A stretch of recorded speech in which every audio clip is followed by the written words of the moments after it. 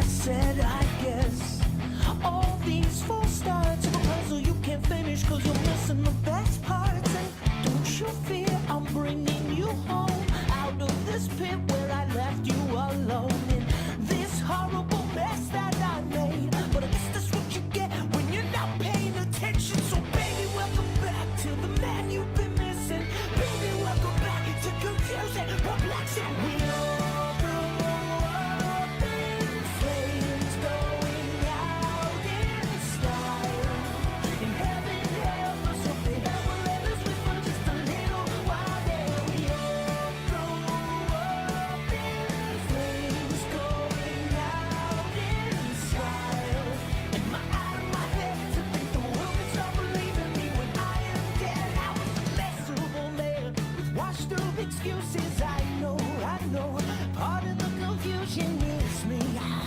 We both agree that I wasn't the man that you needed me to be. But oh, how I've changed and oh, how I've grown. But could she believe me when I've got nothing to show? My every thing she needs to see the choice is hers to believe in me. So baby, I'm back and I'm not gonna stop.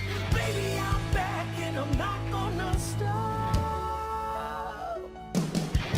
We all grew up in flames, going out in style.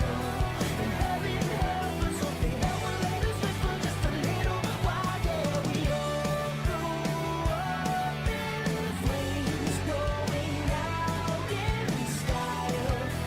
Out of my head to think the world can stop believing me when I am dead. You and me, we're not enemies. I'm begging, if anything, all we are in harmony. Sing with me, I plead. Oh, if I can make things right, then this will be our night. The world against you and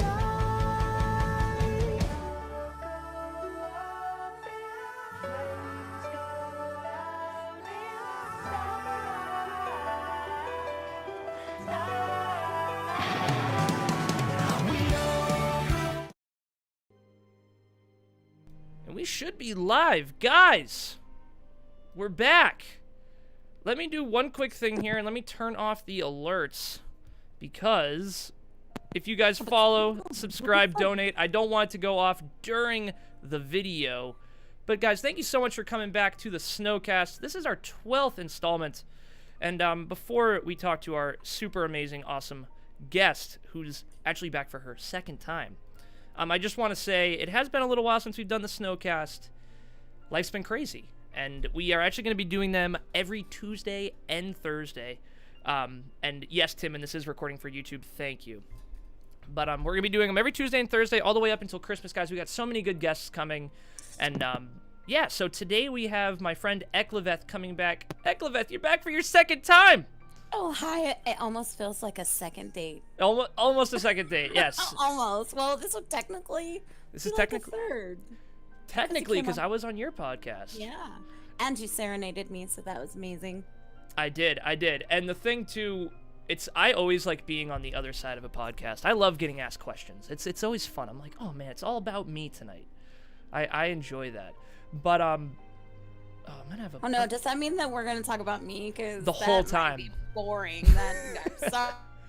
The whole time we're gonna be talking about you. No, I'm just kidding. We're gonna go about a bunch of stuff. That's actually what I wanted to say.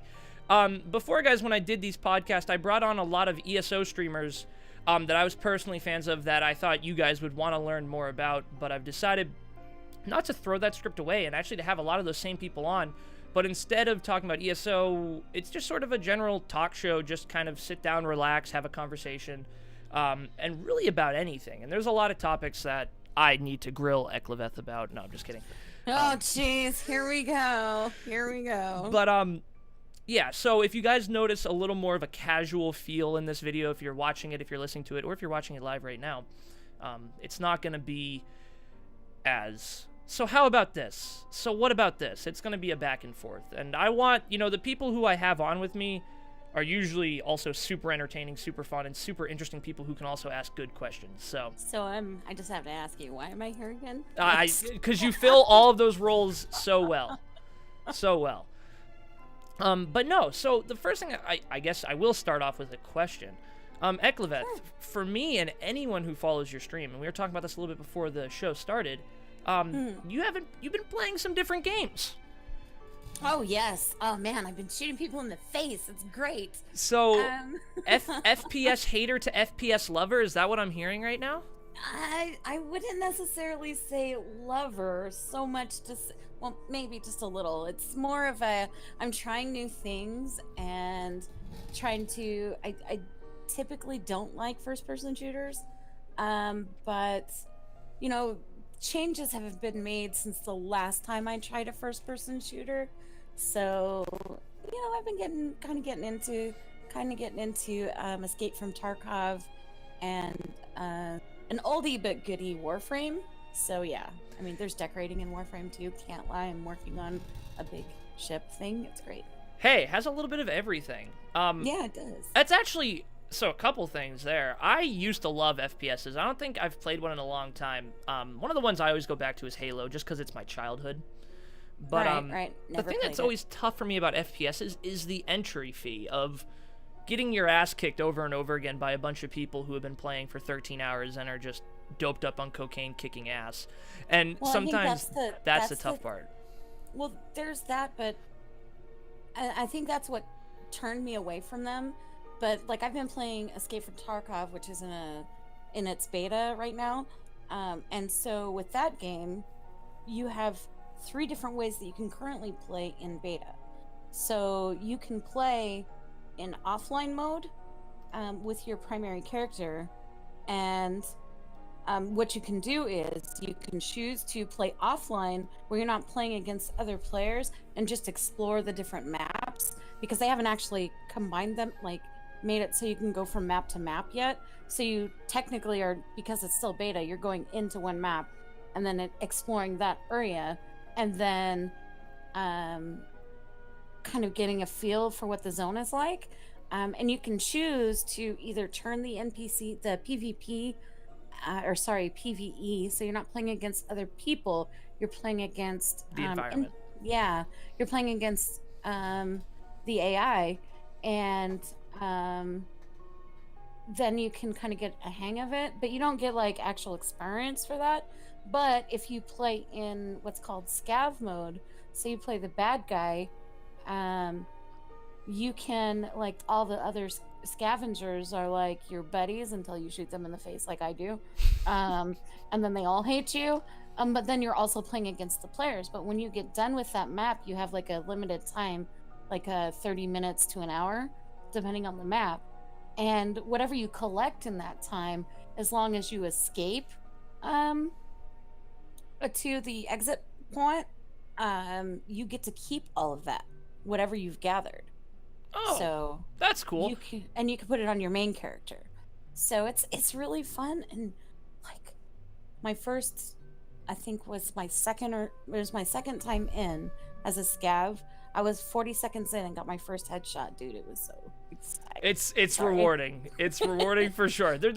I mean, yeah, with the like very deep lows in FPS, there's very steep highs of like, oh my god, I can't believe I just did that. And that's really cool. I think FPSs in general should take note of that. If they want to attract more than just the FPS community, which by the way is a thriving community of a lot of people who enjoy playing them, so I don't think they have to, but if that's their target, I think the things you just said are a really good way to go about that. Create a PvP mode, a PvE mode, create an exploration mode where you can just actually learn the territory, and then if you want to do PvP, just turn it on. I think that's something that's really cool that a lot of games don't do, because I feel like a lot of FPSs right now are really, and I feel bad saying this, but I feel like they're cash grabs. They make the easiest, simplest game that's a good FPS, and then they just grab all the money because people attract to the newest one. But I think an FPS that takes the time to focus on, I mean, one of the ones I would think of is Fallout, because that's a first-person shooter, but it's also an exploration game, and I've been having a lot of fun with Fallout. The Fallout 76. I have Fallout Friday. And I've been doing that with some some other people in the community, like One Eye and Shagwagon and Cool. Okay's Healer, and we jump in and we run around, and plus the decorating is awesome. But I think for me, when I'm looking at a game and what I want to explore, the first thing I look at is the game going to require me to purchase something on a micro store that's something other than vanity? Like, require it, not that I can go in and, like, with Warframe, when I go in, I don't have to buy the stuff on the through the micro store with real life money, because I can still get it in the game. It's just going to take a lot longer. It's if it's a micro store that's going to make me do something, for example, like Warhammer 40,000 online or whatever it was, like people were spending thousands of dollars for weapons for a game that wasn't out yet, just so that they could have it when the game does come. And I'm just like, it blows my mind. So I look at, is there a micro store? If there is, what is it that they're featuring? And is it something that I need to get, or is it optional because I can also get it in the game? If there's like a micro store that requires me, if I want to excel, to get it, then I just won't play it. There's no point. Yeah, I agree 100%, and I personally don't mind microtransactions, like you said, as long as they're not game-breaking. If it's a pay-to-win game, like the one that always comes to mind is Star Wars Battlefront 2, when that dropped. Right. The pay-to-win was so unreal that, it had the most downvotes on a Reddit post in history. So, luckily, people agree with us and come out in droves to fight against it. But yeah, if a game, and I know neither of us, I know we both have taken a small, not hiatus, but just a couple days off from ESO. I think ESO is a great cash shop. It is. It has some. It has its boons. Yeah. Yeah. But I think for the pay to win, I think it does a good job. My problem with the ESO pay shop, and it's funny how programmed I am to not say bad things about ESO because I love the game so much. But like one of the things that's always rubbed me the wrong way is how easy it is to buy all the housing accessories with money, but how much of a pain in the ass it is to actually make them. At least for people who don't have the crafting all the way done, and the people who like are trying to get into it. Yeah. And and then also the houses, as someone said in chat, the houses in general cost so much. Or they cost an unbelievable amount of gold, and you can't even buy it furnished with gold. Like, those little things, they bothered me. I think the pay shop does an awful job with housing, in my opinion, but I think the pay shop for the game does a really good job. I think it says, okay, you're not going to get the best gear, you're not going to be the best player unless you actually do it. Well, you also have to look at it like this. I played EverQuest 2 for 15, 16 years. Yep. Okay? And EverQuest 2 has an amazing housing thing. I'm going to be bringing EverQuest back into the rotation of my streams just because the housing is more lenient. If I want to buy a prestige home, which it would be equivalent to ESO's notable home, the most that I'm going to spend on a prestige portaled home, like it's my own instance, is $20. Okay? And I can get that on all of my characters. So I can have the same house 50 times if I have 50 characters. Whereas in ESO, you can only buy it once on one server, and it says account wide, but it's not account wide. I have characters on both servers, and I have to pay double for that house if I want it on another server. So that and you shouldn't have to be forced to, you know what I mean? No, I agree 100%. And I never played EverQuest, but I've actually watched some of my favorite streamers stream it. And it's game, a beautiful game. Yeah, it looks really good, and that's cool with the housing. They're beautiful. Yeah. And the thing that always, again, bashing ESO is not something I like to do, and this really isn't a bash; it's a critique. You can get the base game at Walmart for under like $5. Yeah. That's hours of content, but you can't get a big house for less than $50. And it's like, I feel like they're milking the community who are addicted to the game, and they're not trying to get new people in. I always felt like that was the business practice in a sense, was, okay, let's just keep the people we have. Like, new people coming in, like, it's gonna be cheap. And not that cheap is bad, but people are like, why would not as many people are getting into it, I think. And when they see that housing price, a lot of people don't do housing. People come to my stream and they go, yeah, I don't do housing. And I go, oh, that's too bad. Like, I'm not really into it myself, but it does look fun. And they're like, it's just too expensive. And I'm like... Well, that too, and there's like people that come when I'm streaming ESO and they're like really interested in housing because everybody knows when I'm playing ESO, generally at some portion, I'm doing housing. Yep. It's a thing. I love to decorate. So people all will often ask me, Eclaveth, if I want to get into housing and it's my first time decorating, how much is it going to cost me? Yep. And I'm like, well, first, it depends on what it is that you're wanting to do. It's best to start small. Yep. Because you're going to have to go and do all the quests to get the achievement item. Doing these quests, you need to find a way to make money, because if there's an achievement item you want, you're looking at roughly, for the really cool items, you're looking at least 30 days of grinding, so time sink, which every MMO is about. Yep, How can yeah. we get people to come back? But then not only that, you're looking at a minimum of 25 to 75,000 gold for one of the item that you want. And most decorators don't want just the one, they want 20 or 30 of the item to make a scene. So you have to be able to play the market. And then there's a lot of stuff that you can't get or is very limited time without crowns. And I mean, you're looking at, for me in a base house as a decorator, an experienced decorator, I'm spending on just like my Cold Harbor house, I spent 7.3 million total. Yeah, the thing too is you were and still are a very dedicated ESO player, so you put a lot of time into it. A lot of time a lot of people don't have. So your houses are insane. I remember I was on stream one time, like, let's just go visit Eclaveth's house because we were friends and you left your house open. I was like, holy shit.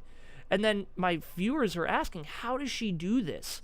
And I said, she is one of the most dedicated streamers. She's always working on this stuff. And a lot of people don't have that. So it's not like it's even that accessible to get to the level you're at. You know what I'm saying? And that's fine, because like you said, MMOs, they want to get people coming back. And Yeah, and I understand that. And you can't fault an MMO for being an MMO. I've said that a million times. You can't say, oh, ESO shouldn't be a time sink. Well, it's an MMO. It's going to be a time sink. They want you to come back. The purpose of an MMO is, a lot of people play the solo games where you get in, you play it like The Witcher. It's a solo game. You get in, you go through the story, and you're done. You can choose to go back on hard mode, or you can choose to go back and make different choices, but you're probably not going to do that right away. Whereas with an MMO, you're playing with other people, you're forging bonds, you're getting involved in a community, so you're going to want to come back, and you're going to want to, experience different aspects. Plus, you can play whatever you choose to play. Like, if say you want to be a DK, or maybe tomorrow you want to try, or in a couple hours you want to play a Templar, or maybe a Warden. So there's plenty of opportunity to get you involved in the game. But it's just kind of like with any MMO, not just ESO or EverQuest or World of Warcraft. It's about what is it that's going to make you as a person come back and say, I really want, for example, World of Warcraft, I really want to have Jeeves, my butler. I really want him, but it's going to require me, or I really want that, motorcycle. So that means I'm going to have to grind out leveling, engineering, but I also have to go farm all the mats. Then I have to skill up the ability to farm all the mats, and then I have to skill up all this. And then you have to earn all this reputation. So it's more about, what is it that keeps you coming back? And 9 times out of 10 with an MMO, it's about community.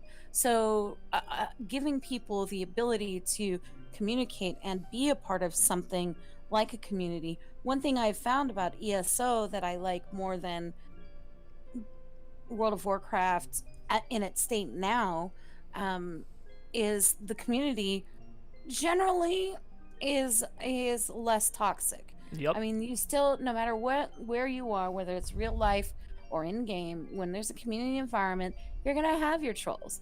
But it's kind of filtering out where you fit in, and what kind of people you enjoy being around. And so being able to foster that, it helps if things are more accessible to get people to come back, if that makes sense. Yeah. 100%. And one thing I want to add to that, I agree with the ESO community being one of its strongest assets. I think, of course, you can go to the nicest. You can go to a Hello Kitty stream, and there's probably going to be a toxic asshole in there. Right. The game. I think in general, gamers are toxic. Gamers can be toxic because it's sort of an escape for us. We live our life, and then we can be a totally different persona in game. Oh well, Right. I'm a nice guy. I do things for too many people, and now I'm gonna be a prick in game. And you know what? Fair enough. But the point I wanted to make was, and now I'm forgetting it because I started thinking about assholes I've known in my life that stream ESO that are probably, or not stream, that play ESO but are probably really nice people in real life. But fudge. No, now I'm not gonna remember it. But oh yeah, I got it. So the thing about housing too, I wish, and me and Ninja Monkey had a little bit of a debate about this, and he knows it because it was on the second podcast I ever did. I said to him, you should be able to buy a house with a friend, and you should both be able to decorate it with your in-house stuff. And add and remove things without Together. waiting for And why can I not, I always piss me off, why can I not buy a house and then have my younger brother John, who's like my best friend in the whole world, we play ESO together all the time when we can. Why can't he bring his couple of pieces of furniture and put it in his room? Why? I mean, EverQuest 2 does that. Exactly. Minecraft. John literally said to me, he goes, why don't we just go play Minecraft where we can just do whatever we want? And I'm like, what the? Why is ESO not giving us that? Why is it locking houses? And the argument Ninja Monkey brought up, which I agreed with, he said, well, what happens in the breakup? And I said, my point now after thinking about it is I said, there is no breakup. One person buys the house and then they just give that permission to their friend. Oh, you can edit my house. You can add things to it. That's all you have to do. Here's the thing too, like with EverQuest 2, the one thing that I both liked and disliked was that people could come, and as a decorator, for me, I decorate. It's a thing that I love in games. Yep. But I also am a commission decorator because I spend so much time decorating, and I spend so much time doing time sync into gathering the materials and gathering the house items, that if I place an item in someone's home, that item then becomes theirs. And there's a pop-up that says, especially if it's a bound item, because even things that you own and they don't, but it's soul bound to you, if you put it in their house, a pop-up comes up and says, do you know that by placing this item, it now becomes that person's? Are you okay with that? And you have to choose yes or no. And that's an ESO? No, that's EverQuest. Okay, EverQuest. Okay, I was just making sure. ESO doesn't allow you to do that, but on the other hand, whereas if you give somebody decorating permissions in EverQuest 2 versus ESO, they can take and remove items from your house because there is a limited item count, but you know what I mean. Yep. And sometimes, let's say I don't play the game for a year, but I gave someone decorating permissions in my house, they can go in, and if it's not bound, they can take the shit out too. And some of those items are no longer available in the game. Like I have house items in EverQuest that haven't been available for 14 years, and they sell for millions of platinum. Yeah, I can't even imagine. So, I mean, I've been on the end where people have taken stuff out of my home, and you can submit a ticket, but you know, whether they're going to give it back to you or not is another thing. Tommen, yes, I'm from Mississippi. Yes. And if I can add something to that, and this is maybe just me who loves to get immersed, I know it sounds bad, but it's kind of cool that people can steal shit if you give them too much permission. You know what I'm saying? Like, it's on you. Yeah, it's on you. It's not on the game. Like, and that's life. And like, that makes the game feel more real. Like, again, I don't mean to bring it back to like Minecraft, but like, if someone griefed your house and took all your shit, you're like, wow, I need to be more careful about like how I do that. And it makes you more strategic. And I like that stuff. I don't like a game where there's all these barriers. Even if the barriers are from bad things, prevent the bad things. I find that kind of immersive. Let me have that choice. Exactly. Let me have the choice. If I'm going to give some random asshole permission to my house, he takes all my shit because I don't play for a year, that's not the game's fault. The game put in blocks where it said... Miko tag. Yeah. So, I don't know. Yo, what up, Danny? People are showing up. But... This is good. But yeah, I think it bothers me with ESO the fact that I can't come and you can't say to me, hey, let's get a house and let's decorate it together. And you can bring your 2 little dinky winky things, and I can bring my 4,000 amazing items. But it can be both of ours, and it can be my home, your home, and we can decorate it together and both make separate items. And wouldn't it be cool if like you could say, hey, I'm gonna go do this like mission with this achievement, and you go do this one, then we'll get them together. Like, it's called Elder Scrolls Online, but you can't have a house with someone else online. Like, I don't know, it always like kind of made me like spin my head around. I'm like, why can't I own a house with someone else, even if it's just the next step of permissions? I don't know. I mean, it would be cool if you could deal by too and like have a joint house. So like, so cool. You know how some of the houses are like 1 million gold? You know, not everybody has the time to go make 1 million gold, but somebody might be able to make 250,000, and the other person might be able to get 750,000, and you go together and join as a team to buy the house, and then the house becomes yours. That would be amazing. Imagine how cool that would feel too, like you and your best friend who do everything together, and like you both worked and saved the gold. It would make the game feel more realistic. I think that's like the one reason I leave ESO is like there's no reason for me to log on. There's no realism to that game. There's no like, again, I've been bringing it back to Minecraft, and I haven't been playing Minecraft, but I was addicted to that game before. I've never played Minecraft before. Oh my! Can we please play together, you and me, sometime?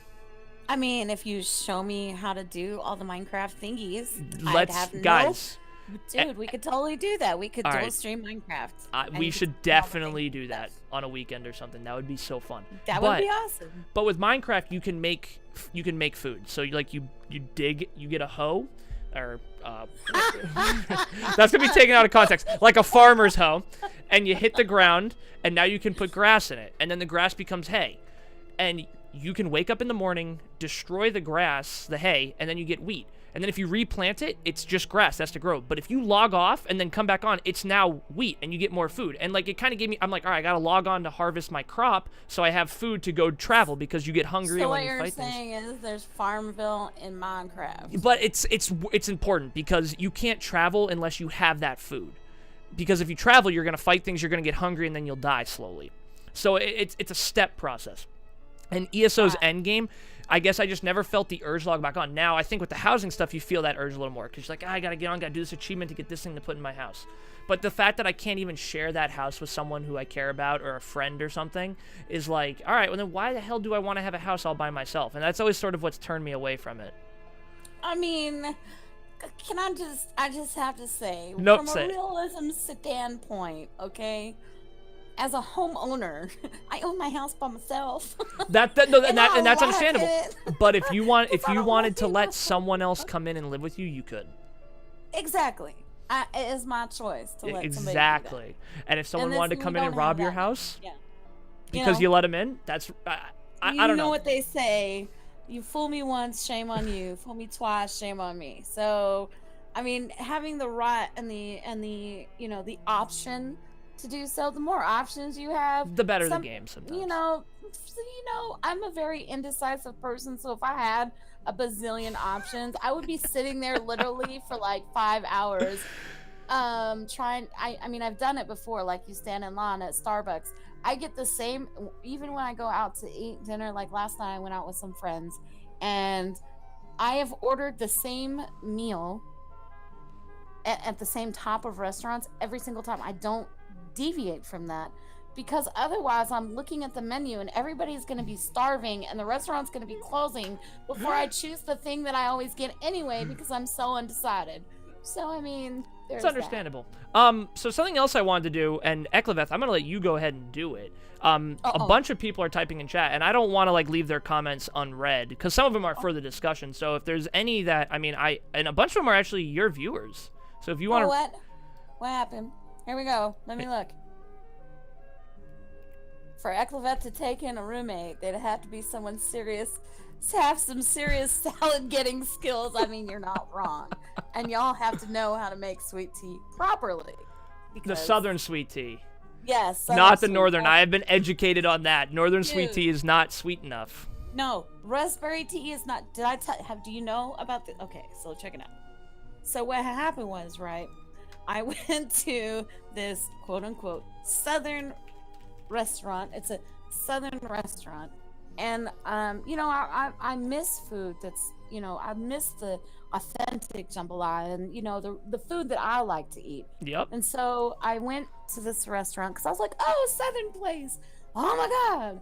So I went in and bless her heart, the lady that was my server, she was trying her best, and she was clearly very non-Southern. And so I sat down, and she was like, "Can I get you something to drink?" And I said, "Well, do y'all have sweet tea?" And she was like, "Yes." And I was like, "I will take a large sweet tea." Now, excuse my language. The broad Go brought me for it. back some raspberry tea with 2 sweet and low sweet packs, and set it down, and didn't even give me a straw. And I had to ask for a straw. And then when I put it in, because I thought, I'm like, okay, whatever, maybe she doesn't think I might think it's sweet enough because, I'm obviously not from around here. And I took a sip, and it was raspberry tea. And I was like, called her back over, and I was like, I'm sorry. Maybe I know that sometimes my accent is thick, but I would like some sweet tea. Not raspberry tea. And she was like, well, raspberry tea is sweet tea. And I lost it. I was like, raspberry tea is not sweet tea. First of all, raspberry tea is not a thing. This is just some syrup that you put in there. And I schooled her on what real sweet tea was. And then I couldn't even order the food because I was like, y'all tried to give me raspberry tea. And then you want me to order like your catfish? Because if you can't make sweet tea right, what the hell are you going to do with this catfish? So, Yeah, yes. as someone who's from up north, whenever Southerners come up here, and I have some family from down south, they never order their own food up here because they look at it and they go, that's not going to taste the way it should taste. And it's so true because we have like Southern places like Texas Roadhouse is one of them up here for us. And my roommate... Yeah, you tell that it's still sorry. It's okay. But he was my roommate in college, and he was from Texas, and he was living in Maine. And if you don't know where Maine is, it's the furthest northeast you can go in the States. I was about an hour south of Canada. Okay. And we go to a Texas Roadhouse, and he has this great Southern accent, and he does it on purpose when he goes in the Southern place. He goes, "Can I get some of your sweetest sweet tea?" He does like the voice, and me and my roommates are laughing. And like she gave him the tea, and he was like, "This is not even sweet." He goes, "This is the bitterest, awful tea I've ever..." And then like we took a sip, and I was like, "That's the sweetest tea I've ever had," because I'm not a big tea guy to begin with, let alone sweet tea, which I've never even had. And he was mortified. He said, "You guys don't even know how to live."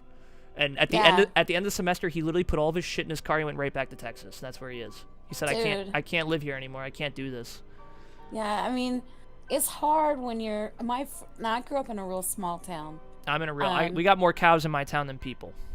I mean, when I graduated from high school, there were 13 of us. That's including me. Oh, okay, yeah. There was like 100 of us. Yeah, that's how small my town was. And, I grew up on the res.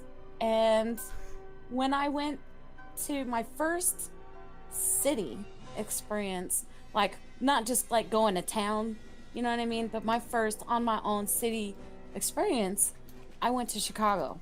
Oh, wow. And so I don't know if you've never been to Chicago. I have. You know how the houses are like an inch apart, like for real. Like I'm not a very big person, and I couldn't even fit my hand sideways between the houses, and so I was like huge culture shock, and then everything is segregated. I'm from the res. I'm native. I'm proud of my heritage, and I love being around other natives. Yep. And I was like seriously looking for other natives in the city because I was like, oh my god, what do I do? Dude, so everything is segregated, and the only place, like, people kept telling me where I could go to find natives, but when I went there, it was like a native museum, but there were like no natives that I could find because there was no area for them because they were all smart and didn't go to the big city. So Yeah, so I went to University of Maine. There's nothing up there. So everywhere, and then where I live right now, it's very country. Like my neighbors live on a farm, and I'm right next to my neighbors.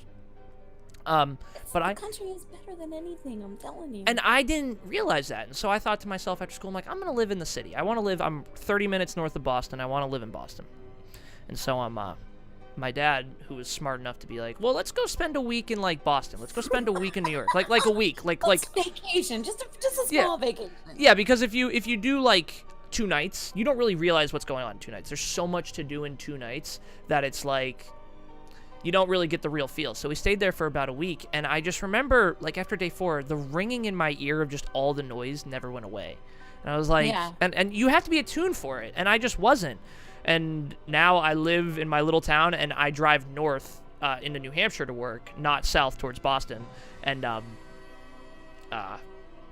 it's way better, and I didn't realize that. But then my younger brother Matthew, he lives in he lives in Philadelphia right now, because he's a freshman in college, and he lives right in the center of Philly, and he loves it.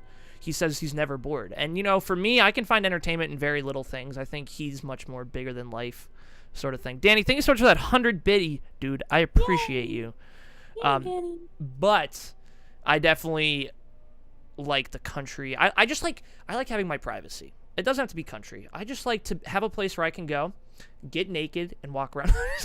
But in all honesty, you can where I live. I could walk naked everywhere in my house. No one would see me. Thank you again, Danny, by the way. Appreciate it.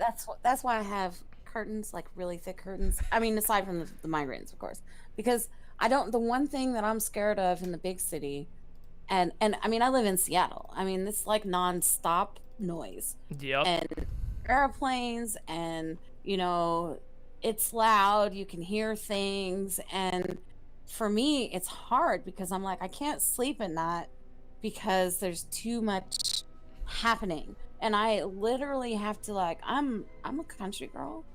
I want to run around in my cowgirl boots and, you know, do things that, like, how many people actually go camping that live in the city? Like, none.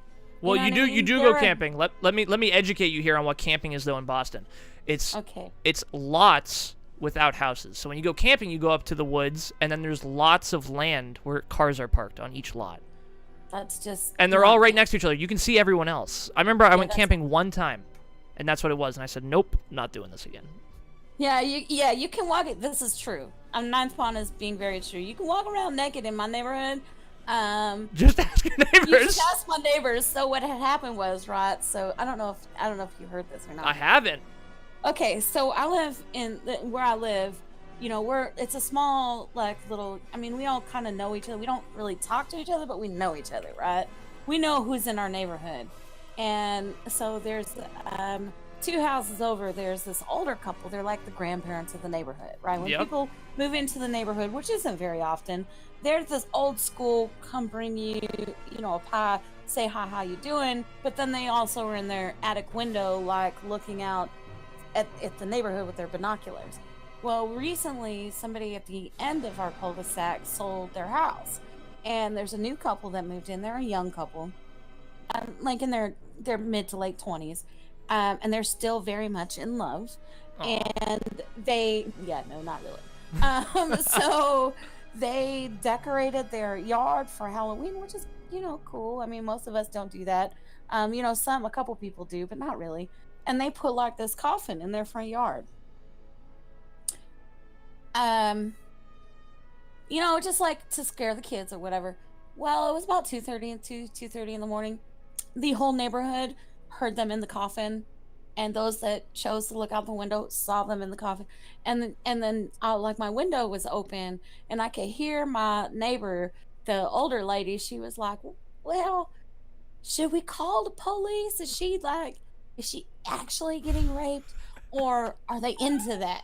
Like, you could hear the debates, and I'm like, are you kidding me right now? It's 2:30 in the morning. There's people banging on their front yard in a coffin, and you got 2 old biddies sitting in the window wondering if they should call the cops. I mean, it's wow. Yeah. I like if the coffin is rocking, don't come knocking. Don't come and knocking, right? Yeah. If I don't have any tattoos, but that'll be the first one I get right there, Nithpon. That right. Just right across my chest. That is glorious. I wish I had those good of stories. Wow. I miss the country, okay? I You miss definitely being back home where my neighbors are like 10 miles apart. So miss that. Yeah, that's definitely nice. My grandparents live on a 400-acre farm in Nice. Maryland, and they make all their money from the farm. They bale hay, they grow livestock, the whole Do nine they yards. also get their eggs fresh? all their food. They don't buy There any. is nothing better so than going out, snatching a chicken, and like making a chicken that you just plucked. I'm sorry. I prefer that the meat that I eat, I'm the one that shot it, and or at least someone in my household shot it. You know what I mean? So I know that it's authentic meat. Not, am I really sure that this ground beef is just beef, or you know what I mean? No, 100%. So basically, the end of that story is the life they live is very simplistic, and every time I go there, I really take the time to enjoy that because it's actually really nice. You know, everything, you're just like very down to earth. You're living off the land. It's something that a lot of people don't get to experience. But about the meat, because I agree with you, and as getting older, picking my own foods, I get more conscious about like what I'm eating. Well, my roommates in college, their names were Daniel and Soji, and they were like these two tall hillbilly engineers. So like they both grew up in very farm-esque lives in southern Maine, but very smart. But both their dads hunted, and one of their dads lived in Vermont. And if you've never been to Vermont, it's like just the woods. It's just the woods. It's very very quaint. It's like a little piece of the South up in New England. Like you're gonna see some weird shit in Vermont.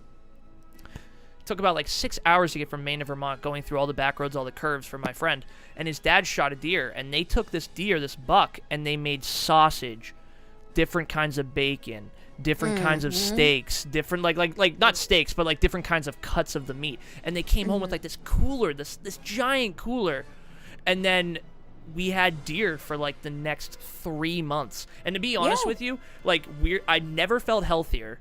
Like just the food I was eating was so clean. Like the way we were preparing it was so clean. There was nothing in it that like was put in like preservatives or any other weird shit. It was so good. It's just traditional. Like I grew up eating deer and elk and salmon, and this is all things that I'm used to eating. About the, like, for me, I think the like delicacies like eel or burr or things like that is, you don't get that here. Or like when you go to a place and they're like, oh, we have buffalo burgers, and I just kind of look at them like, no, it's not. Just not. Sorry, I wouldn't even eat your normal burger because and that makes me feel racist, and I'm not. No, that's not racist. That's honestly like, just. I know what real buffalo tastes like, and I don't want it sold because you're a city person trying to be whatever. But the funny thing too is you get the complete opposite side, and people who live in the city, they love the finer foods that you can get, like the very expensive, prepared by the best chef stuff that you can't get out in the country, because like where I'm from, all we have are Denny's and Chili's. And like that's true. If I want to go get like a 5-star $400 meal, and people live on that and they love it. So like I understand the appeal to city life, and I get that people love doing that fine dining, going out. I honestly love both. If I'm in the country and someone cooks up a deer and makes deer jerky, fuck yeah, I want some deer jerky. If I'm out in the city and my super sophisticated grandmother, who I love with all my heart, my dad's mom, just loves going to fine dining restaurants, I love going with her. She's like, I'll pay for you. I'm like, let's go. I'll dress up and go eat fine food. Let's do it, Graham. Like, I'm down to do either. But like me personally, the country stuff's definitely more up my alley, my personality. I still can't. The only thing I know how to cook out of a box, no shit, is Velveeta shells and cheese. Oh, so good though. It's so good. It's probably the most processed, nastiest thing, but I love Velveeta. It tastes so good. Come on. It does. It's amazing. I love it. But everything else, I don't cook well out of a box. So I make everything from scratch. So if it's not scratch made, to me it's not as authentic. I agree 100%. It's interesting. I'm gonna totally change subject here because something just came to my mind. I don't know if you remember the last time we did a podcast. Remember my mic was backwards? And I was just wondering. And the whole time the podcast was going on. I was gonna say something about it. I was gonna say, I just thought about it because I looked. I'm like, oh yeah, the blue color's on the right side this time. I don't think I've made the mistake since, but literally half of that freaking podcast, I never go back and watch them, by the way, because I cringe at myself. But you couldn't even hear me. I listened to it back. I'm like, God damn it! Like, Yeah. ah. But I didn't, you know, I didn't want to say anything. Yeah, Snowstorm, yeah, I can't hear you. I would have been like, oh, yeah. Luckily, all the viewers were way more hardcore. And they were like, no one can hear you. Yeah, I didn't want to be, you know. Don't want to be a pain in the butt. But, let me reel it back a little bit here. So, for the games you're playing, and this is something I've thought about too, and I don't know if you've thought about. When you go and play a different game, you think, at least this is my thought process. All right, I'm going to play a different game. I want to play it because I like it. But there's obviously streaming statistics that you're going to see. You're going to see a bit of a dip if you're known for a game. Fair to say we're both pretty well known for ESO. That's what we did most of the summer. That's what we've done for a good amount of our streaming careers. Correct. But when you play different games, you're like, oh, I wonder how many people are going to come. But then you also think to yourself, I wonder how many people from that game are going to watch me and have never been here before. And I don't know if you've had that happening, but me, I've been going back and playing old games. So before ESO and Minecraft, I was a big Yu-Gi-Oh player. I don't know if you ever heard of the card game. It was like a kid's show. I watched you play it a few times. And I used to play competitively, and I love it because it's just the exact opposite of ESO. There's no time grind. Every card is in the database, and you can just make a deck and just experiment. And I love that. Right. And people have been coming from the Yu-Gi-Oh community. And I honestly love it because it's a whole different group of people and a little more crude, maybe a little more not toxic, but a little more judgmental. And that's just for the Yu-Gi-Oh side of things. But I was wondering, like, some of the games that you've played, have you noticed any communities that you've kind of dipped into without even realizing it, and how has that been? Well, for me, when I'm looking at a game that I'm going to play live stream, not like a personal game that I want to try, I like to interact with the people that are there to hang out with me. So my first thing is this something that I can play and still be able to interact with people? And if so, how in depth do I want to interact, and how much of it is, you know, I'll ask a question here, maybe like, for example, Escape from Tarkov. I tried that last Friday for the first time, and my concern was, I'm learning a new game. How can I still interact and still be able to shoot people in the face and not like feel like I'm not participating? Because that's the one thing that I pride myself in, is trying to stay in contact and keep building a rapport with people, whether they're new or not, because to me that's important. But I was surprised by the fact that there were people that do play Tarkov regularly, and then people that were coming from the ESO community that were like, wow, you play these kind of games? You know, because you're a decorator. You know what I mean? Yep. And I'm like, I love to shoot people in the face. Are you kidding me? So, yeah, I mean, I was a little concerned about that, but more about how much enjoyment am I going to get, because in the end it's me sitting here for 5 to, you know, and sometimes my stream could go 18 hours, just depending on what's going on, you know what I mean? Yep. So what I'm going to do, how much enjoyment am I going to get out of this, and then it's, you know, how much am I going to be able to interact with my community, and then after all of that, it's how many people are going to come watch me. So, you know, there's no way to statistically guarantee that every game that you play, you're going to always have, you know, 100+ people. So, you know, it's more about, first, what do you enjoy? Because in the end, you know just as well as I do, it is an emotional, like, not necessarily emotional, but it is a mental drain to kind of not only kind of enjoy yourself, but not only are you enjoying yourself, but you also have to have that, you know, you are also people are watching you, they're trying to talk to you, so you have to be able to have that I'm still gonna connect thing, and it's draining, like, it's mentally draining. So how much of that am I going to be able to dedicate myself to, and still have enough of me to give to the public? And that's where I sit.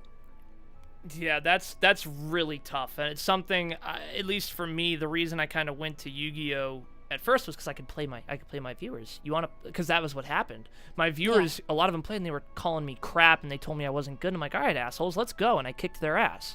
Just kidding. Well, I mean, I was really fortunate. There was a guy, exactly, Miko. If the streamer doesn't enjoy what they're doing, the viewers aren't won't going to either. Exactly. Yeah, but there was a guy or girl, I don't know, I'm not judging by their name, but that came in and they were familiar with the game, and they were like giving me pointers on like how to do certain things, which is great because it was a new game for me, and it still is new to me.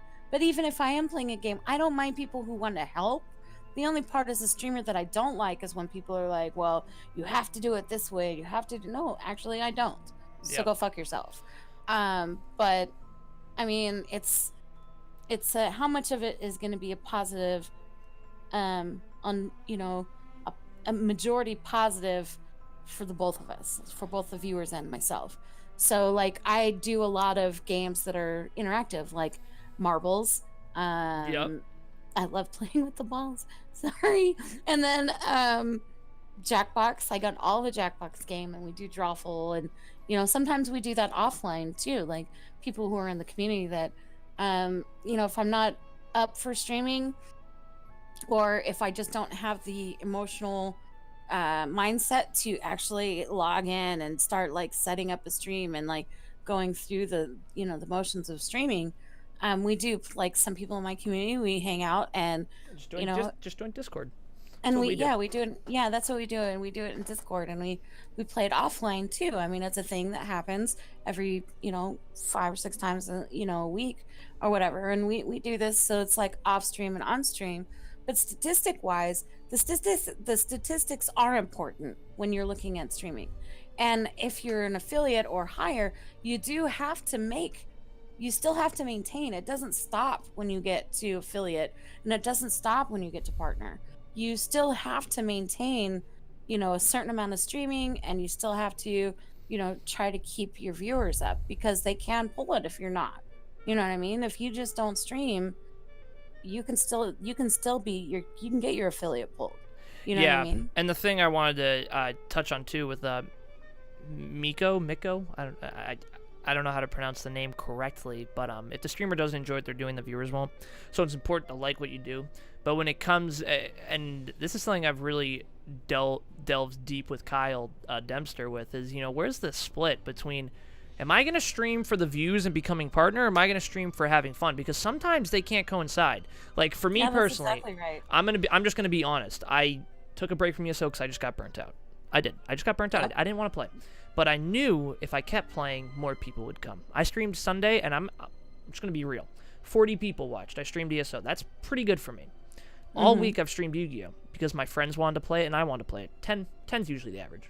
And so now you gotta weigh out. All right, am I going to play what I want and have fun, or am I going to do what the viewers want and get the views? And it's such a hard line to walk, because you feel guilty for me either way. I'm like, there's people who love to watch me play ESO and I'm not playing it.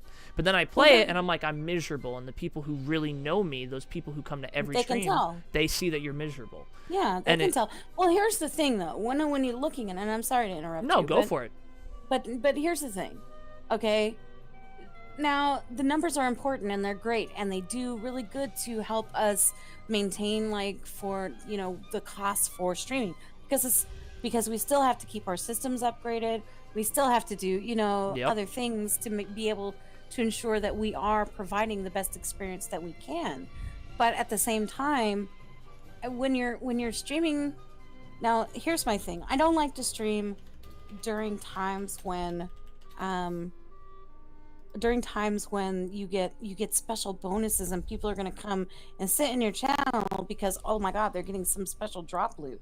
You know, that's nice and it's great, but that's not why I want people to come to my stream. I want people to come to my stream for the content. I want them to enjoy the content, and if they enjoy what I'm doing, that's great. And most of the time, 99% of that content is how you present yourself, which is either they're going to like your personality or they're not. And if they really enjoy what you're doing, then they'll be there all the time.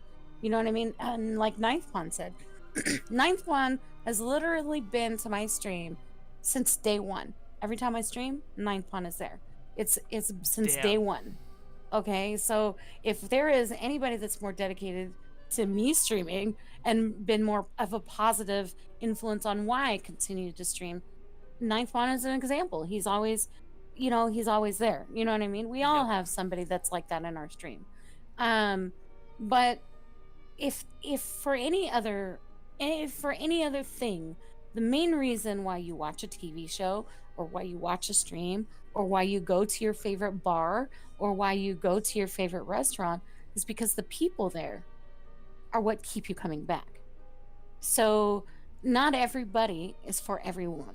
Exactly. And so while I feel what you're saying, just understand that the people that appreciate you the most have a connection with you, and it's a connection that they get from watching your stream and seeing how you interact and being able to connect with you while you're streaming.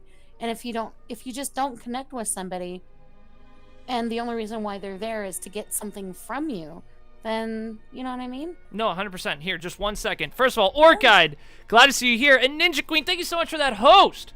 Guys, if you haven't checked out Ninja Queen is awesome. I love the stream. You guys should definitely go check her out. She's awesome. She's my lurk baby mama. Yes. Thank you so much for the host. Guys, everyone from Ninja Queen stream, we are Snowstorm Studios, joined with Eclaveth, guys. Welcome.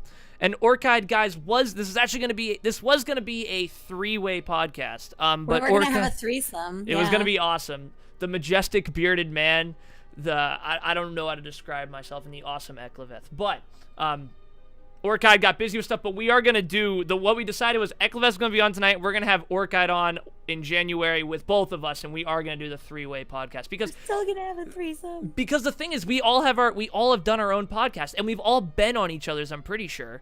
So I haven't been on Orchid. Oh, yeah, I have. I thought you were. No, I wasn't on his. He came on mine. A spur of the moment Saturday. He was in the channel. I was like, you know what, Orchid? Let's go. Since you're here. Let's go.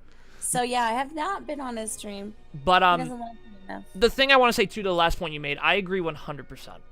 And it's a hard pill to swallow though for an up and coming streamer, because you take those hits and you need to figure out how to do it. And to be honest, we were talking about earlier, now that I have a full-time job and I have income. Yes, tell us about your new job. I'm so excited.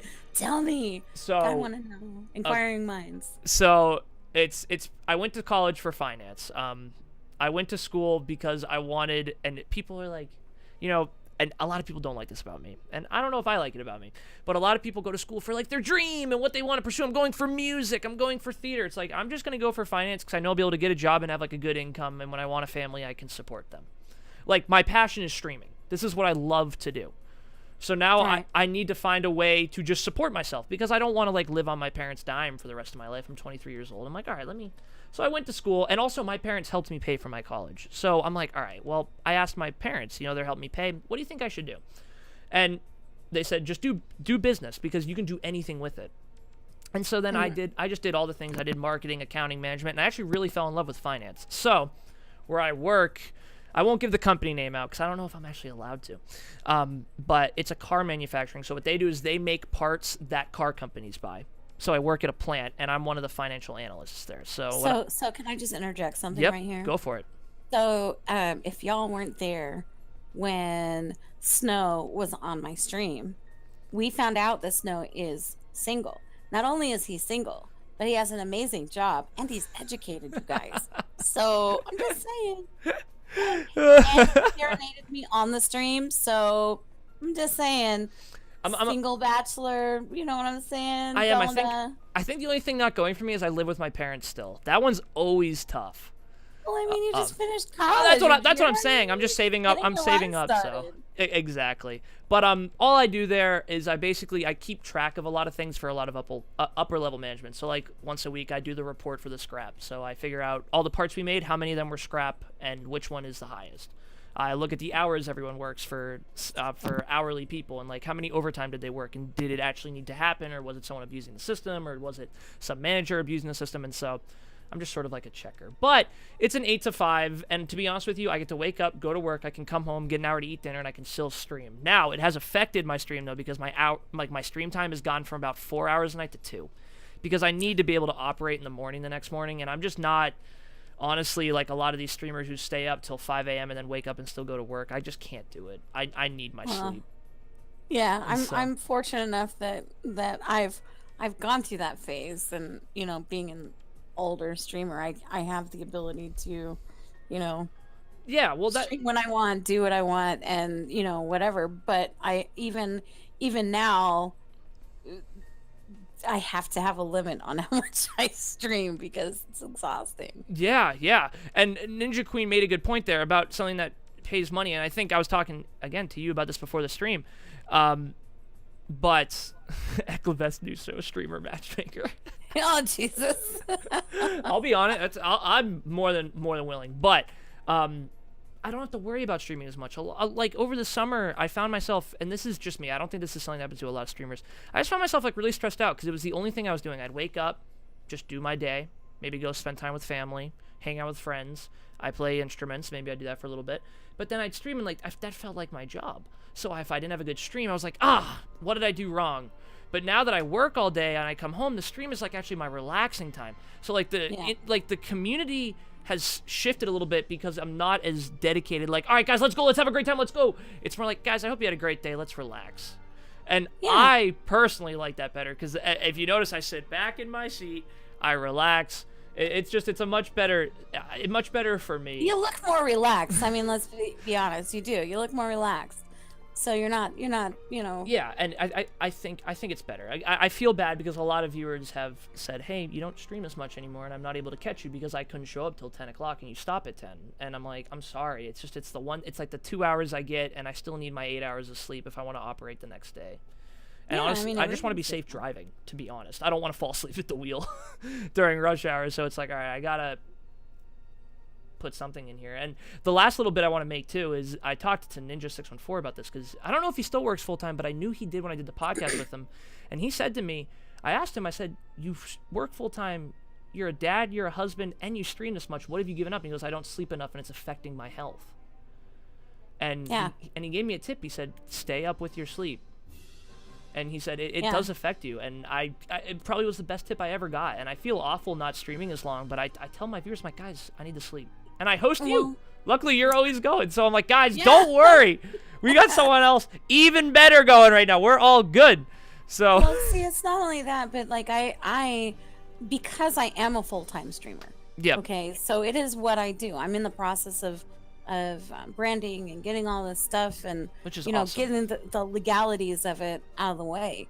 And even as a full-time streamer, you have to accept a point where you make a schedule and stick to it as much as you can, because sometimes real life happens. And the beauty of being a streamer is that if a change needs to be made in your day, you can change that. But making sure that you get enough sleep. So for me, like some days I know I'm gonna stream late. Like for example, tonight I know I'm gonna be streaming until at least midnight. At least midnight. Just because there's Thursday is stream fam night for me. So we watch. Eclaveth, I think I lost you. Where's the Discord call? Can you hear me? Yeah. Oh, there we go. I got you back. Sorry, you went out there right as you said ESO fam stream or fam stream. There we go. Oh, can you hear me now? Yes, yeah, that's on me. My computer sometimes just says, "Nah, we're good." That's my bad. Oh, yeah. No, what I was saying is we have we do ESO stream fam night on Thursdays, and I'm a big D&D nerd. Yes. So like huge. Like I'm DMing now. So so we watch a game together, like me and the people that come in my stream, and while I'm gaming or whatever. And so I'm usually on until 12, sometimes later, 2, 3 in the morning. Yep. But then I also stream. Oh, we lost you again. What the heck? Here, I'm gonna leave the call and rejoin. Give me 1 sec. Sorry about this, guys. Testing. I can hear you. Yeah. That was so weird. Hopefully, it doesn't happen again. Is this saying that he thinks I'm boring because I'm a nerd and he doesn't want to talk to me? I don't know. Walking down a dark path. But keep going. I'm so sorry to interrupt you like that. That's my bad. No worries. So we watch a game, and I stay up, and then like 2, 3 in the morning. Sometimes, after I get off a stream, I still need at least an hour and a half to decompress. Exactly. I just need that. And then I'm not going to bed until 5 in the morning, and then I have a stream at like 9 o'clock in the morning. So, I mean, being able to balance that and trying to figure out what works best for you, I can honestly tell you, as somebody who streams usually 6 to 7, sometimes I stream like 12 days straight, like not consistently, but every day I'll stream. Sleep is important because you will burn out and you'll just like get bored, not just with communicating with people, but with like not wanting to even play a game. So yeah. Take that into consideration. It's a huge deal. Yeah, when I find myself, one of the things I always have to be careful of, and it's just, I think it's like a small character, it's a character defect. Sometimes like little things will get to me if I'm really tired. So like if I have a stream and like, you have to be in the mindset. Exactly, and if I'm not, and something little goes wrong, I die, my game lags, no one's watching, I just get really pissed, and then I'm like, all right, now I have to end the stream because I know what I'm doing isn't entertaining and it's actually bad. And so I always have to like make that check in my mind. Now what I'm doing with you right now, that's why I love the podcast, because I can just sit and talk to friends all night. This doesn't bother me in the slightest. But sometimes when I'm just playing ESO by myself, it leads to those things. So yeah, it just for me, I only can go for about 2.5 hours, 3 if it's like a Friday night or something. But I wish I could go longer. I can't right now with like the way I work. So do what. So, and I appreciate the fact that you are young and ambitious, because I mean, let's face it, I wish I was 20. I'm not. You know what I mean? But I appreciate that.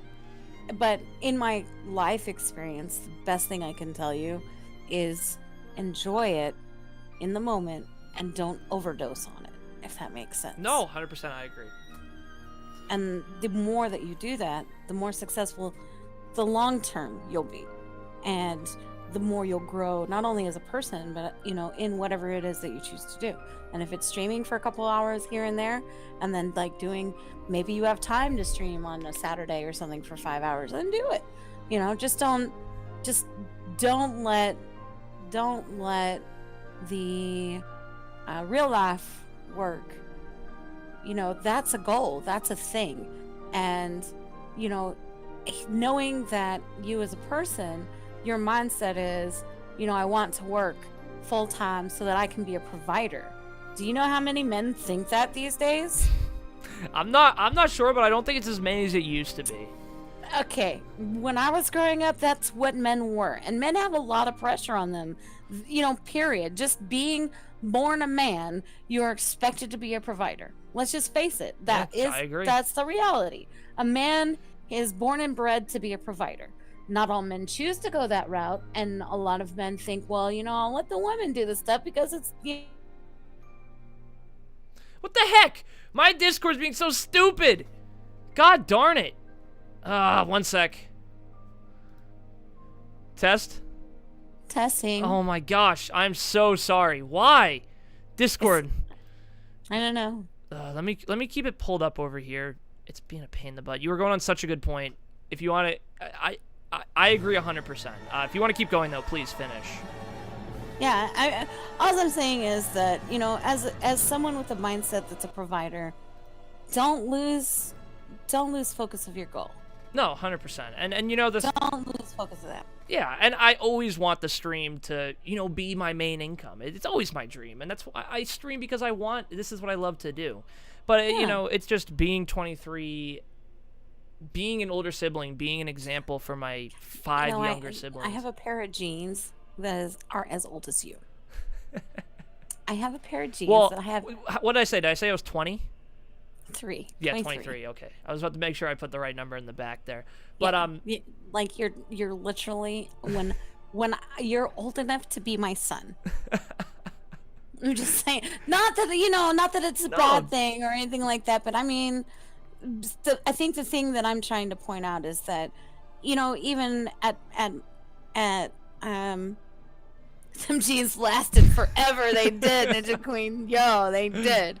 But I guess what I'm trying to say is I'm not trying to downplay the fact that you're younger. I'm actually trying to compliment you, and I hope that I don't sound condescending in that. Not at all. Is because they're, at your age, which is, your mentality is different than even men that are my age or older. And it's a good thing. It's a positive thing. So the fact that this is your mindset, that these are your goals. Don't lose sight of that, and don't forget that, because it's a good thing to have, and it's a very rare trait these days. Yeah, and I'll get a little personal, because I can pinpoint why I have it. When I think it was 13 or 12, I was in 7th grade. My parents got divorced, and it was like, and to be honest with you, I don't ever really harp on it, because like 50% of marriages don't last like today. Like that's like the percent. That's more than 50. It's crazy, whatever it is. But like it was a tough divorce, and I was forced to grow up at like a really young age, because I had 2 younger brothers who needed someone to watch over them while my parents fought all the time. And it did happen, because my dad was like a workaholic and my mom was dealing with her stuff. And so I kind of had to grow up and be my brother's, not parent, but like sort of guiding hand through their younger days. And so when I went to college, I didn't change very much. In high school, I was about the same, and like now I'm about the same, because I've always been like this age since I was about 13. Just like more like kind of, I don't know what the term is. Not like mature, but just more like more aware. I think that's like a lot of people who I find that struggle in life sometimes have never dealt with anything, so they really don't know how to deal with it when it happens, if you know what I'm saying. Yeah, life experience is huge. So like, yeah, it is. My parents, they feel so guilty about the divorce and stuff, and I tell them it's the best thing that ever happened to me, because like before that I was this spoiled rotten brat that didn't care about anything. But like when the world kind of falls down on you, you kind of realize, holy shit, I'm lucky to have what I have. And like, I don't know. I guess I see the world as I see that the way my outlook on life is a lot different than most. First of all, I'm a female. I'm a minority, and I'm from the South. Okay, so there you go. Yep. But that, and I guess I see the world as a totally. I have a different outlook than most people do on the world. I see the world as having 2 kinds of people.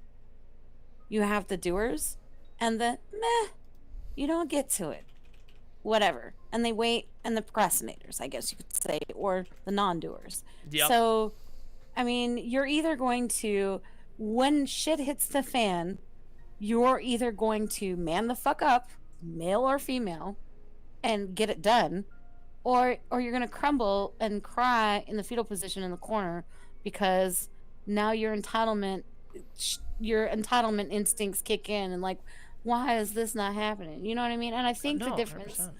I think the difference today with the majority of people being the latter is that, when I was growing up, if you did something wrong, you had to go pick a switch, okay? And you would get spanked with it. And these days, there is no discipline. There is no parental training. There is no real life preparation for what is about to happen, because the minute you turn 18 or are old enough to go out and work on your own, then you're out the door. They don't have that these days. Yeah, the world's definitely a colder place, and I think it's something I even try to bring to my stream, is just, like that sort of kindness that, you're not gonna see outside. Like I remember when I first, just a couple months ago, I started my first job. They don't give a shit where or how you got there. They need you to do your job. It's not, oh, you just finished college and you're confused. No, it's like, you need to get this the fuck done on Friday, or you're gonna get in trouble and we might fire you. And it's like, that's the way the world works. And yeah, I the company isn't going to stop functioning because so you can get your head out of your ass. It's just going to, Yeah, I agree. And I think it's good for a lot of people, but a lot of people can't man up to that challenge, or just can't step up. So I don't know. It's a great point, and I definitely think, as like the world we live in, I think it's just very I don't know. I always, like, it's so funny because I don't want to get too like decisive about certain points of view, but I feel like everyone needs to just focus on themselves a little bit instead of focusing on others. Well, there's no way for you to say yeah, I guess the way I look at it is, who the hell are you to tell me what I should be doing and what I can't, and what I should, how I should. Get your hand out my pocket and learn to live your own life. That's 100%. just, you know, don't worry about what I do. Worry about you, because worrying about me isn't going to make sure you have a roof over your head. You know what I and mean? and even this, and people focusing on themselves actually has a net benefit to the society, because if you are in a good spot contributing in any way to the society is now better.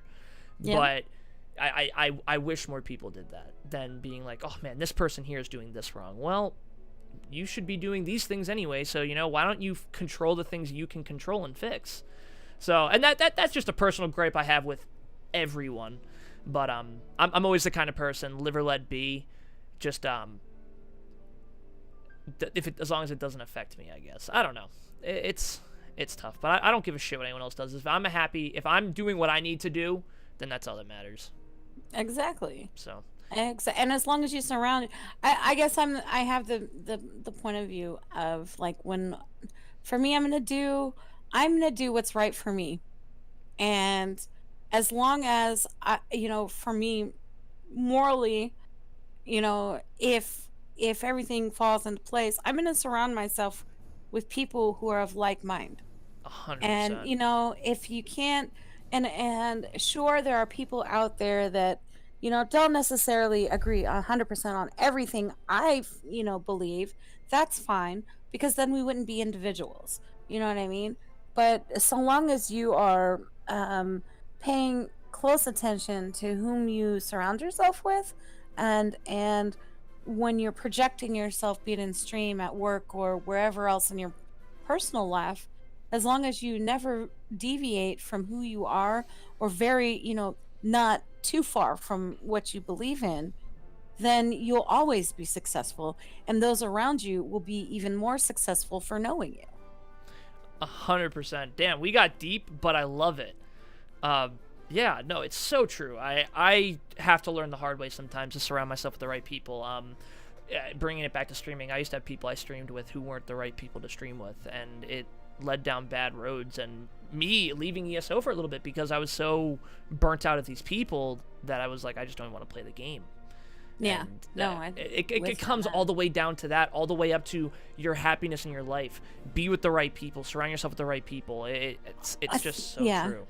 I think the one thing that people kind of miss that aren't streamers is that, so for me, when I'm streaming, and if I choose to, showcase some, because I sometimes do interviews with other streamers. Yep. But I think the thing that people kind of don't see, the behind the scenes of it, is that we're all out here streaming, and we all have our own goals when it comes to streaming. And streaming is a very cutthroat scene. Oh, it is.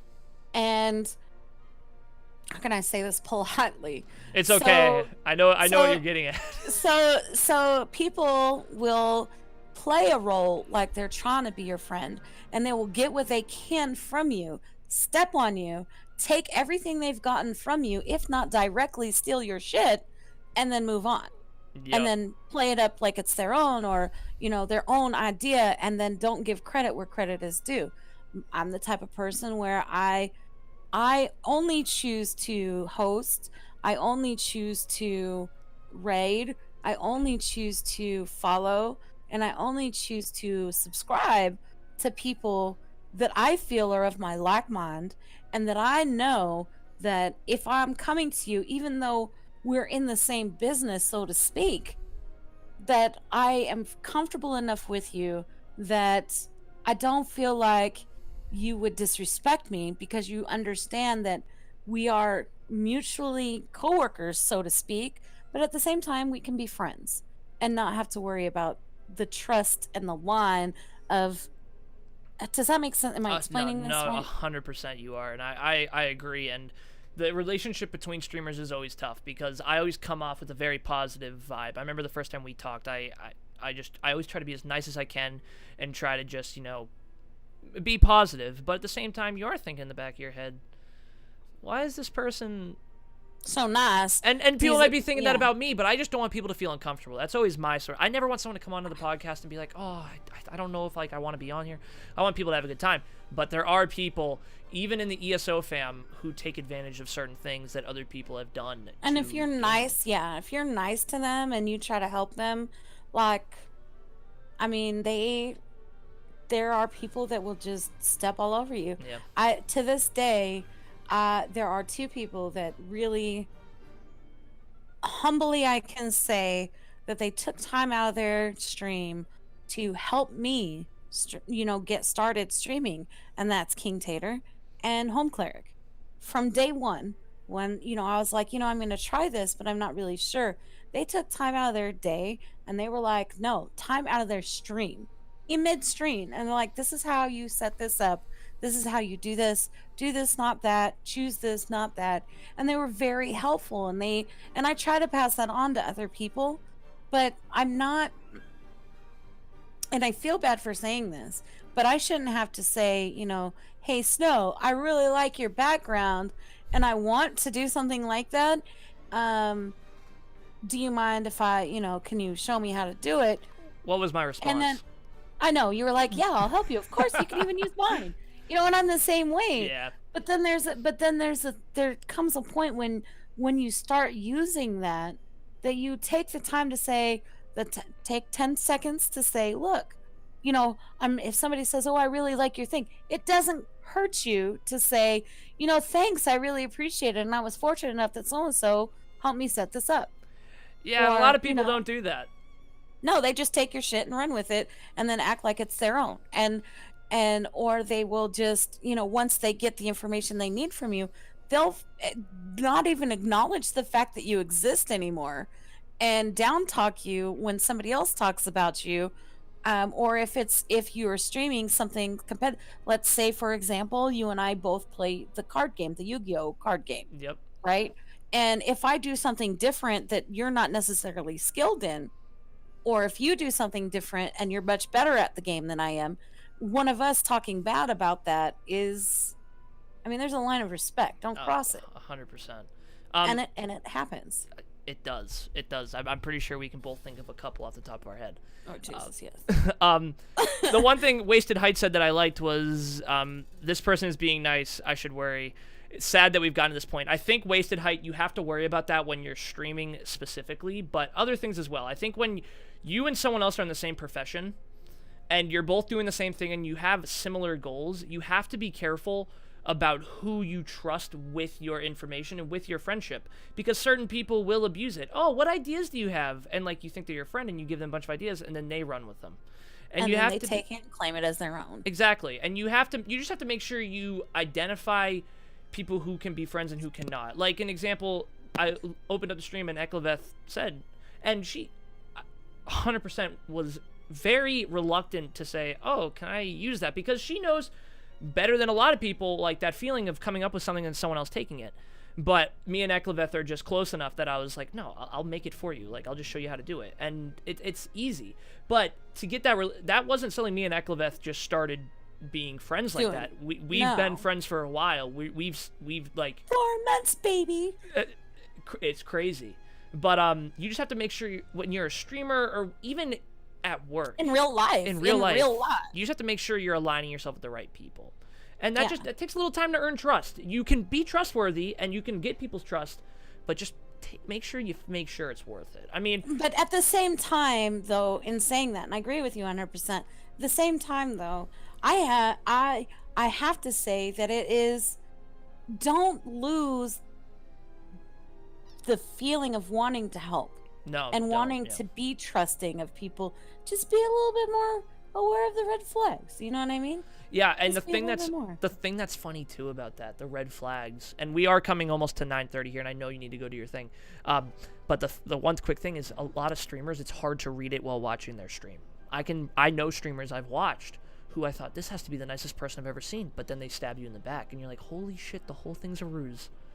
And that's where you communicate, you hang out and do other shit offline, and it let them come. Just you know, I take time off of my stream, you know, on my weekends or whatever, and I do my best to like go watch the people that I think are good people.